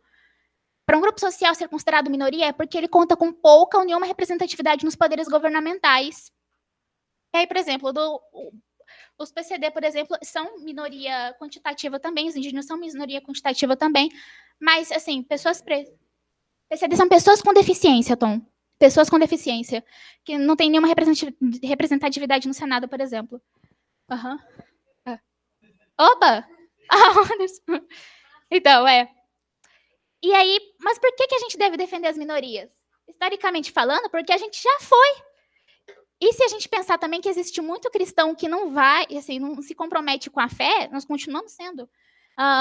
Nosso próprio mestre, ele era minoria, porque ele era de Nazaré, e era uma cidade muito... Os antigos cristãos sabem responder muito bem essa questão. Seguinte, pensando lá no antigo Império Romano, logo que Jesus morreu, os apóstolos se dispersaram, começaram a pregar para toda criatura, e aí o número de cristãos vai ascender muito, vai ser, assim, é uma curva longilínea, ascendente, só vai crescer. Inicialmente, os romanos não tinham problema com os cristãos, porque viam neles assim, é só uma subdivisão dos judeus. Só que eles começaram a crescer muito, e o problema que os romanos tinham com os cristãos, muito forte, era o fato de que os cristãos não aceitavam reverenciar os imperadores romanos como Deus. Por muito tempo, aproximadamente durante 300 anos, vão ser 300 anos de pura perseguição, os cristãos são minoria quantitativa. A gente tem mais judeu, a gente tem mais a galera da mitologia, né? Porque a mitologia romana é basicamente um Ctrl-C, Ctrl-V com a grega. Então você vai reverenciar, por exemplo, Saturno, Netuno, os planetas. O Império Romano começou a persegui-los, a identificá-los como possíveis agitadoras. E aqui eu fiz por exemplo, eu identifiquei o Nero. O Nero era um cara, assim, se ele tivesse feito terapia, acho que ainda não adiantava. Ele perseguia os seguidores de Cristo. Como é que ele perseguia? O Nero, assim, acho que a coisa mais light que ele fez foi ter espancado a esposa dele até a morte, grávida. E ele teve uma ideia assim, não, eu quero matar os cristãos, mas eu não quero só matar os cristãos, eu acho que eu tenho uma ideia melhor, eu vou fazer tochas humanas com eles. Aquela imagem mostra, assim, os corpos carbonizados eram pessoas que se negavam a abrir mão de Cristo, e eram mortos nas arenas, né? A famosa política do pão e circo, porque muita gente ia assistir também a galera pegando fogo e a galera sendo morta por leões. Assim, Nero foi um dos, teve muitos imperadores teve muitos imperadores perseguindo os cristãos. Imperadores romanos. E aí essa perseguição vai perdurar até mais ou menos 312, porque o que acontece em 312? No ano de 312, o Constantino, ele entra no poder, né? E quando ele entra no poder, o Constantino já era cristão, ele já tinha se convertido, porque quando ele estava lutando contra o seu oponente Maxêncio, para retomar todo o Império Romano, porque ele só governava uma área, e ele tem uma visão de Jesus, assim, contam que ele teve a visão de Jesus Cristo falando assim, demarca uma cruz em todos os escudos dos seus soldados que você vai ganhar a guerra, e quando você ganhar a guerra, você vai se tornar imperador. Dito e feito, ele ganhou. Só que aí a perseguição ela não vai se encerrar muito bem, porque a maioria ainda era pagã, né? E aí tinha a galera que perdia muito dinheiro porque vendia ídolos. E cristão não usa ídolos, né? Se você tiver mais gente cristã, automaticamente você não vai ter muita gente comprando os ídolos. Então, ainda ficou num negócio assim, de 312 a 324 vai ter isso. A perseguição somente que cessará após Constantino dar início a um processo de cristianização do Império de 312 até meados de 324, que é muito efêmero essa questão, porque depois de Constantino vai ter o filho dele que é cristão também, mas depois vai vir outros imperadores pagãos, então vai ficar nesse negócio sobe. E aí, por exemplo, eu vou citar aqui uma obra que eu gostei muito, eu não sei se vocês já viram um filme ou já leram um livro, A Cabana. Conhecem? O livro é melhor. O William P. Young explorou diversos temas que entraram em conflito com crenças ditas cristãs, as quais são apenas conformismos. Eu não vou dar spoiler para vocês, mas basicamente o que acontece? Nós temos o personagem principal, que é o Mac. O Mac, ele tem uma relação de amor e ódio com Cristo no começo, logo do livro. Mas assim, ele deixa de acreditar completamente depois de dois acontecimentos na vida dele. O primeiro era que o pai dele era uma pessoa muito religiosa, e ele espancava o Mac com uma Bíblia, citando versículo por versículo. Ele espancava o filho dele. O Mac corrompeu totalmente as relações com o pai. Mas depois disso, quando o Mac já está casado, tem os filhos dele, a filha dele mais nova, a Missy, ela é quando ela tem lá pelos seus 4, 5 aninhos, ela é brutalmente assassinada por por um homem numa cabana. E aí o Mac fica completamente destruído, ele destoa, fala assim, não acredito em Deus, não tem porquê, se Deus existisse mesmo, isso não teria acontecido com a minha filha. 4 anos depois, Deus aparece para ele, Deus aparece na forma de uma mulher preta, Jesus aparece como um homem judeu, e o Espírito Santo, no livro falam Sarayu, aparece na forma de uma mulher asiática, que são 3 minorias, assim, nos Estados Unidos, muito chocantes. A mulher preta, por quê? Lá, assim, eu falo Estados Unidos e Canadá, América anglo-saxônica no geral. Mas, assim, ele pega 3 minorias que sabia que ia mexer com o imaginário dos cristãos, dos ditos cujos cristãos. A mulher preta, porque é minoria social, a gente já viu, foi escravizada, na figura da escrava tinha a mulher preta. Esse homem judeu, por causa, principalmente, ele tem traços arábicos mais, né? E é por causa da questão do 11 de setembro também, que os norte-americanos acreditavam que todo árabe em potencial era um terrorista. E a mulher asiática também, porque lá em 1945, o Japão explodiu Pearl Harbor, né? E aí, foi essas 3 minorias, aí o Yang mexe muito bem. Se você pesquisar o filme no Google, tem alguns comentários falando que é ridículo isso, que não é cristão, por o seguinte, porque distorce um pouco o que o Mac fala, o Yang, porque falam que ele está associando a figura de Deus como mulher preta à deusa, à existência de uma deusa. Eu não vejo por esse ângulo também, e acredito que muitas pessoas também não veem. Inclusive, porque tem uma hora lá que o Deus está falando com o Mac, né? E o Mac pergunta assim, por que você apareceu para mim na figura de uma mulher preta? E Deus responde para ele, eu apareci para você como mãe porque eu sabia que você não é muito próximo do seu pai. Eu sei que seu pai te machucou. Eu sei que se eu aparecesse como pai para você, eu não estaria sendo muito diferente do seu pai biológico. Pesado. E aí, sim, tem muitas críticas a essas representações, mas não tem muitas críticas às outras, né? Quem disse que Deus é um homem velho, barbudo e branco? Michelangelo, talvez? Na Capela Sistina tá desse jeito? Jesus nasceu no Oriente Médio. Realmente, ele tinha olho claro e era loiro? E o Espírito Santo só pode assumir uma forma que é a forma de uma pombinha? Enfim. Seguindo, vidas negras importam. Se essa frase precisa ser afirmada é porque tem algo muito errado. Por que você precisa afirmar que vidas negras importam na nossa sociedade? Porque elas não estão importando.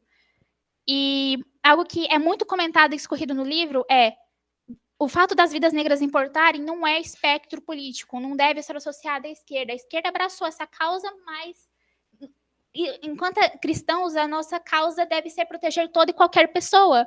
E se você precisa afirmar, por exemplo, Black Lives Matter, vidas negras importam, numa sociedade que tem muita violência contra pessoas pretas, você tem descaso da polícia, tem violência do tráfico, tem crianças que não têm acesso à educação, a maioria preta, e tem esses espaços, por exemplo, isso aqui é Paraisópolis, onde a maioria das pessoas, a maioria gritante é ainda afrodescendente.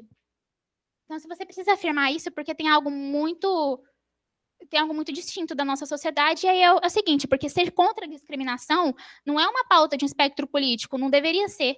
Ser contra a discriminação e a justiça é o que nos fortalece como seguidores de Jesus. Então, assim, você pode continuar sendo conservador, seja de direita, mas defenda as pessoas também. Porque isso não foi Marx que disse, foi Jesus. Marx e Jesus têm uma diferença aí de 18 séculos. Então, não foi... Uhum. Aí, agora... Então, ele nunca falou, inclusive, né? Atribui a ele, nunca falou. Um alemão do século XIX vai defender gente preta. Mas não faz sentido. Gente, mas assim, se eu fosse escorrer um pouquinho, eu vou só falar... Essa ideia veio da ditadura civil-militar, que associava o movimento antirracista completamente ao esquerdismo. Por quê? Porque, como o movimento antirracista era uma crítica ao governo, governos autoritários todos eles têm uma relação em comum, que é o fato de não aceitarem muito bem críticas. Eles não lidam muito bem com críticas. E aí, agora, o que a Pamela me chamou a atenção, vou comentar, que é Kant. Então, para justificar a escravidão também, teve uma teologia para explicar. O que acontece? Depois do dilúvio, ele cultivava vinhas, ele bebeu muito, ficou bêbado, depois ficou nu, né? E, posteriormente, o Cã, o filho dele, vai ver que o pai dele tá muito doidão e vai chamar os 2 irmãos dele, o Jafé e o Sem. O Jafé e o Sem, eles cobrem o pai para não verem a nudez dele, né? Enquanto o Cã parece que ele faz uma... Ele zomba do pai. Noé fica sabendo disso, ele não amaldiçoa Cã, ele amaldiçoa Canaã. Canaã é o filho de Cã. Eu acho que eu trouxe, assim, eu tô fazendo uma matéria no iFish que é sobre tópicos da Bíblia, né? Leituras prefigurativas da Bíblia, interpretação da Bíblia na primeira modernidade, que é justamente essa época da colonização. E aí a Bíblia de Jerusalém vai fazer o seguinte, acompanhem aqui. Noé e seus filhos. Os filhos de Noé que saíram da arca foram Sem, Cã e Jafé. Cã é o pai de Canaã. Esses 3 foram os filhos de Noé e a partir deles se fez o povoamento de toda a terra. Noé, o cultivador, começou a plantar a vinha. Bebendo vinho, embriagou-se e ficou nu dentro de sua tenda. Cã, pai de Canaã, viu a nudez de seu pai e a divertiu fora a seus 2 irmãos. Mas Sem e Jafé tomaram um manto, puseram-no sobre os seus próprios ombros e, andando de costas, cobriram a nudez de seu pai. Seus rostos estavam voltados para trás e eles não viram a nudez de seu pai. Quando Noé acordou com sua embriaguez, soube que lhe fizera seu filho mais jovem, e disse: Maldito seja Canaã, que ele seja para seus irmãos o último dos escravos. E disse também: Bendito seja Yahvé, o Deus de Sem, e que Canaã seja seu escravo. Que Deus dilate Jafé, que ele habite nas tendas de Sem, e que Canaã seja seu escravo. Depois do dilúvio, Noé viveu 350 anos. Toda a duração da vida de Noé foi de 950 anos, depois morreu. Tá, foquem aqui. Vai falar dos 3 filhos de Noé, Sem, Cã e Jafé. Quem Noé amaldiçoou é Canaã, não é o Cã. Ele amaldiçoou a descendência de Cã, que é o filho dele.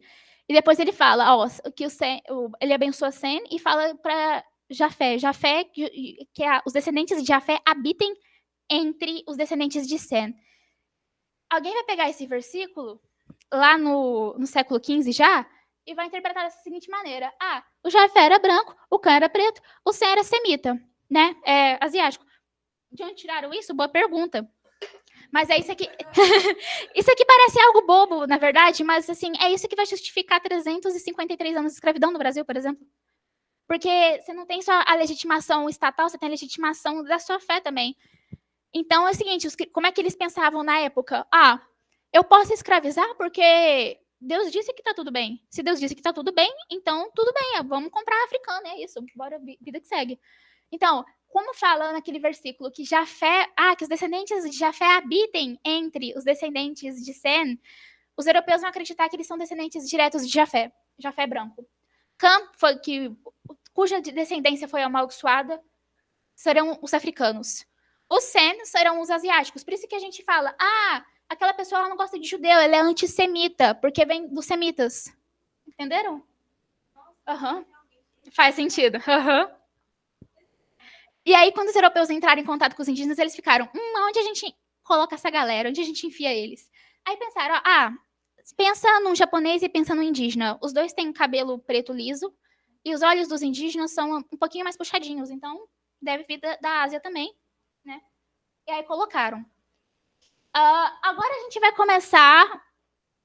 Já viram esse quadro? Uma historinha. Então, uma liçãozinha de história da arte. É o seguinte, já viram esse quadro, a maioria? Já viram, né? Esse quadro é muito famoso, ele ganhou um prêmio, do Modesto Brocos, ele ganhou um prêmio. E o quadro se chama Redenção de Cã, porque é o seguinte, essa senhorinha aí preta, que tá levantando as mãos pro céu agradecendo, ela é a vovó, a filha dela é parda, é a mamãe. Esse homem branco é marido dela, é o papai, e tem um bebezinho. A vovó é preta, a mamãe é parda, o papai é branco e a criancinha é branquinha. Por quê? Porque a senhorinha acredita que é descendente de Cã.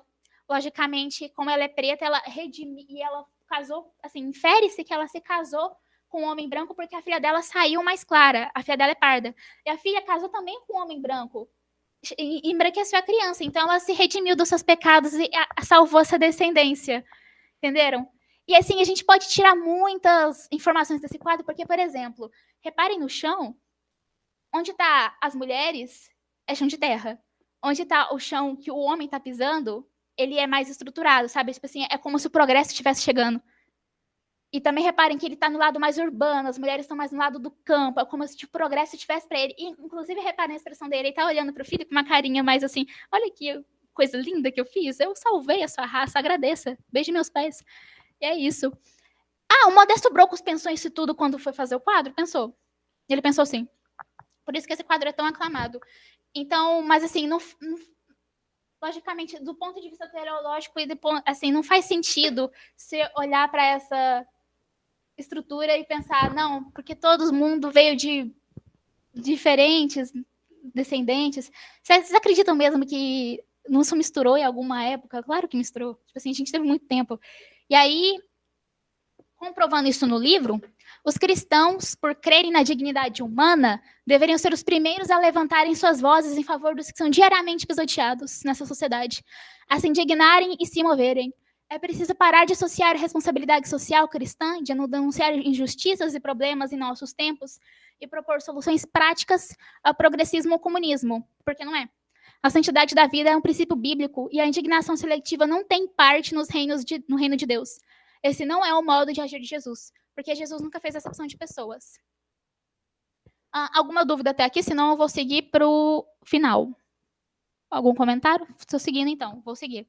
Agora, para terminar e a gente poder debater, vamos fazer um exercício. Me respondam com sim ou não. Essa galera é igual? Essa galera é igual, só isso. Não. Vocês estão me falando que não. São iguais?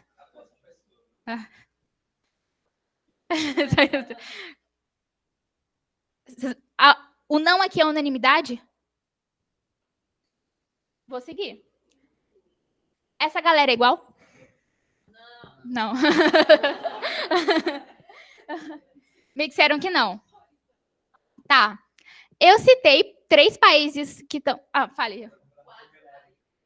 Não, então, é isso. Eu tô perguntando. É para ser genérico. Eles são iguais? Não, vocês me disseram que não. Eu citei 3 países... Assim, aqui foi citado 3 países... Vou parar? O seu país parar. Tá, nesse slide tem 3 países. Geograficamente, assim, eles estão perto um do outro. Vocês me disseram que eles não são a mesma coisa, eles não são o mesmo povo. Eu citei 3 estados do Brasil. Vocês me falaram, não são iguais. Se 3 países que estão perto um do outro, se 3 estados do mesmo país não são a mesma coisa, por que um continente inteiro vai ser? Os africanos venderam seus irmãos. Essa é uma afirmação muito perigosa, porque ela dá uma passada de pano legal para os brancos na escravidão. Os africanos venderam seus irmãos. Que irmãos? Então, assim, nesse mapa, por exemplo, as linhas vermelhas, elas delimitam os países africanos no contexto contemporâneo, de hoje. As linhas pretas são as etnias africanas que existem. São todas... E percebam que elas passam umas por elas outras também. Então, não é simplesmente... a culpa dos africanos também... Eles têm uma parcela de culpa, porque eles se venderam. Tipo, um Yorubá acordou e falou assim, vou decidir vender minha filha. Que vontade de ver minha filha como escrava. Não foi bem assim. Algumas formas de pensar essa afirmação. Tá, vamos pensar. A primeira, do ponto de vista teológico, e não é um ponto de vista que eu concorde muito, porque todos os seres humanos são irmãos. Beleza. Todo mundo foi criado pelo mesmo Deus, todo mundo é irmão em Cristo, se for pensar dessa maneira. Portanto, sim, poderíamos afirmar que os africanos venderam seus conterrâneos. Mas, para isso, a gente também deveria afirmar, por exemplo, que os egípcios também escravizaram seus irmãos hebreus. E ninguém conta, assim, quando vai contar lá na escola dominical, ninguém fala, os egípcios escravizaram seus irmãos hebreus. Não faz sentido, porque são povos diferentes.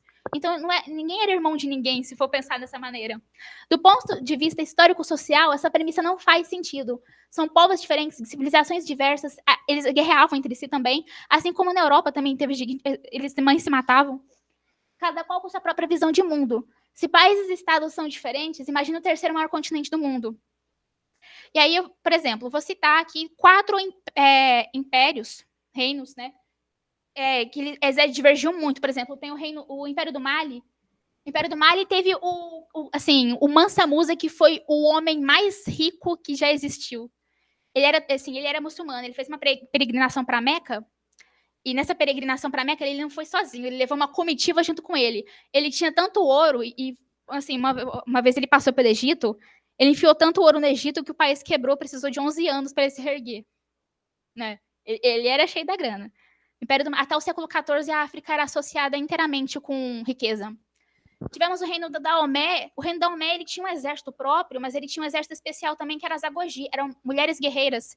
Se o exército de Daomé não desse conta do recado, as Agogi enfrentavam. As Agogi eram, assim, o exército real. Assim, pensem como uma tropa de elite. Como seria a BOP, como seria a tropa de elite no Rio de Janeiro. As Agogi, e eram todas mulheres, inclusive. Tivemos o reino do Nindongo. Eu coloquei um asterisco porque eu descobri que o Nindongo não teve uma bandeira só. Eu peguei a mais bonitinha. Por exemplo, que teve a rainha Ginga, ou Nzinga, como a principal resistente aos portugueses. Enquanto a rainha Ginga viveu, os portugueses não conseguiram entrar assim, onde é o território da Angola. Enquanto ela viveu, eles não conseguiram entrar. Ela precisou morrer para eles conseguirem adentrar o território e colonizar a área.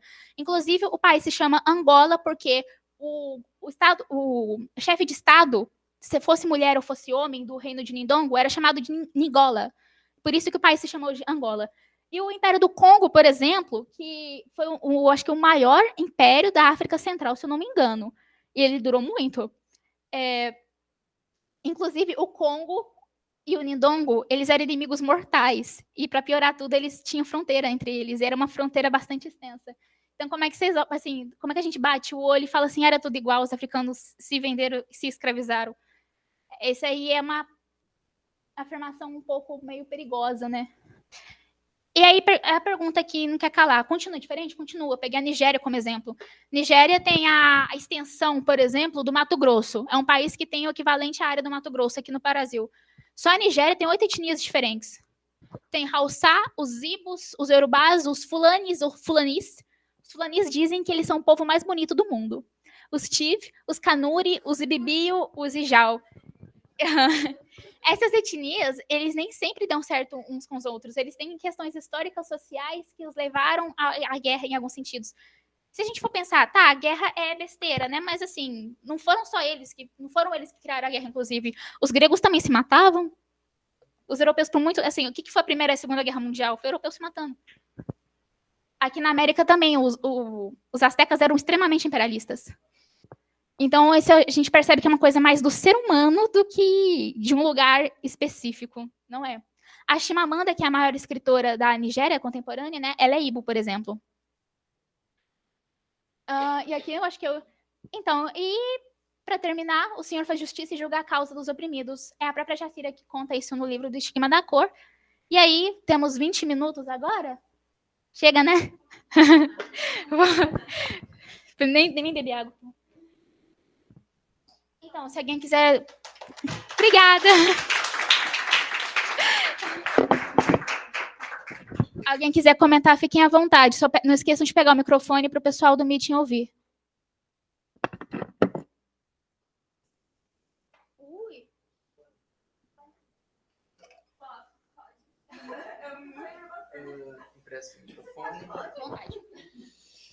Gente, que estudo sensacional. Obrigado, Raquel.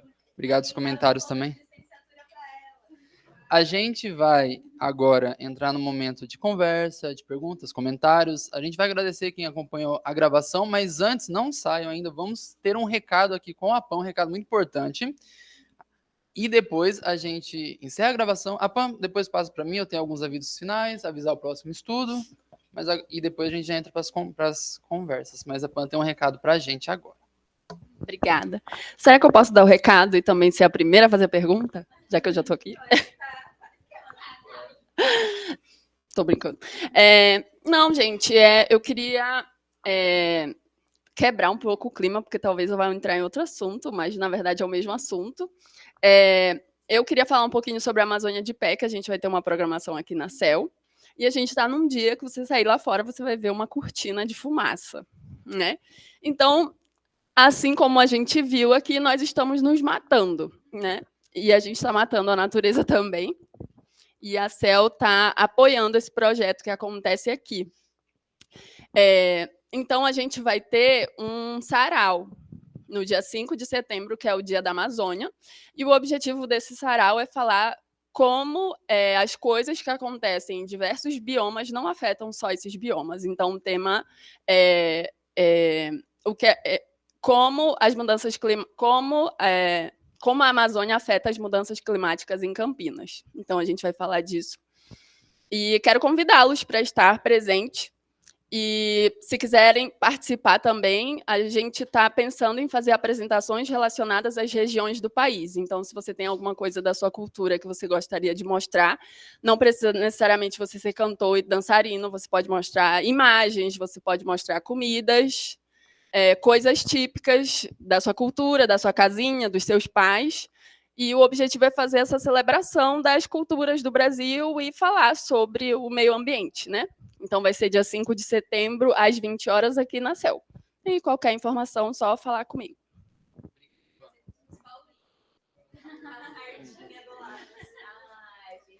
Gente, então, agora a gente entra nesse momento de comentários, mas o último aviso que eu queria passar é que a gente volta no dia 7 de setembro, daqui 15 dias, estudando o capítulo 5 e 6 do livro da Jacira. E vão guardando a data 6 e 7. Isso. E vão guardando uma data muito importante também, que é o dia 5 de outubro, que a gente vai ter uma participação aqui, um estudo com a Jacira Monteiro. Com ela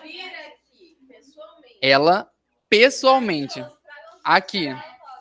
Então, vão guardando essa data também, mas fiquem avisados que o próximo estudo nosso daqui 15 dias abordará o capítulo 6 e 7 do livro da Jacira e voltamos então no dia 5 de setembro. Vai ser no 7 de setembro. Oh, meu Deus, 7 de setembro, 5 de setembro.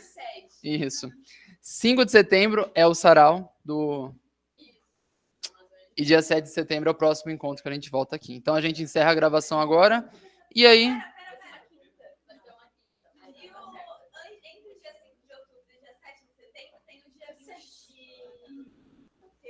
Algum outro aviso? O dia 20 e tanto de setembro, a gente vai ter o estudo da Pâmela sobre as mulheres. Então, Sim. assim, a gente vai ter uma pausa para voltar. Enfim, é isso. E aí tem tudo a ver com o encontro de hoje também. Quer pedir para Tem. a Pâmela explanar o título? Qual que é o título? A gente vai dar. Quer vir aqui, Pam? Aí a gente deixa esse último recado, aí depois já pode encerrar a gravação e a Pam vai fazer a primeira pergunta. Então, aí já tá tudo esquematizado. Fechou, então? Aham.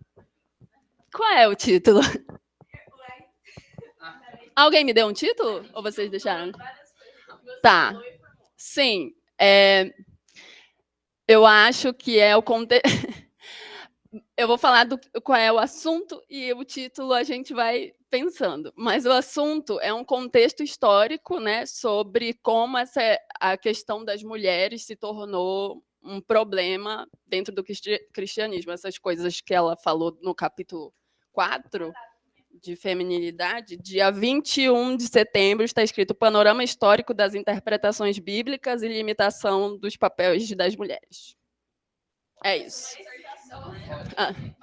Sim, Então, é isso. A gente não vai falar especificamente de textos bíblicos, de hermenêutica, essas coisas. Nós vamos falar desse panorama histórico, como essas discussões começaram a acontecer.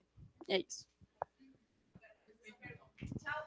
Agradece a gravação. Tchau, YouTube. Obrigada, gente. Do Meet. Até mais. E do YouTube. Ah, o Meet fica. Ai, gente, por que vocês me chamaram? O Meet fica e tchau, YouTube.